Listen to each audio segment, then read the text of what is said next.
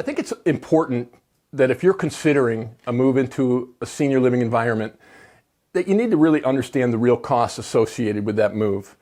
And aging at home versus assisted living in Florida, the cost disparities aren't quite as wide as you might think.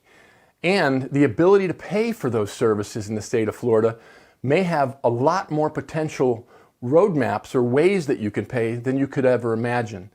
As an example, I worked with a high school principal that had spent 30 years teaching in the New Jersey school system. Of course, he had a great retirement plan. He got a terrific pension. He had a great insurance plan. But he didn't know in the fine print that he had a long-term care policy, and that long-term care policy was going to pay for a significant portion of his care. So with that in mind, my company actually developed a publication called The 8 Best Ways to Pay for Assisted Living, whether it be memory care, independent living, or assisted living. This holds true for just about every environment that you could potentially move to. The very first one I want to talk about is private pay.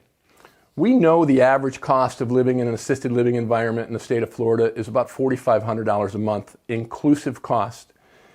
Most people, a good majority of people, are going to have to cover those costs through private pay, which means out of pocket. When you have to come out of pocket, it's either going to come out of your pension, your savings, any cash that you may have, and then you'll have to cover that just like it's rent or just like a mortgage. So that's scenario number one. And if you have the ability to do that, it's great, but I think there's many more ways to afford it as well. You can use personal savings, retirement income, or budgeting and financial management.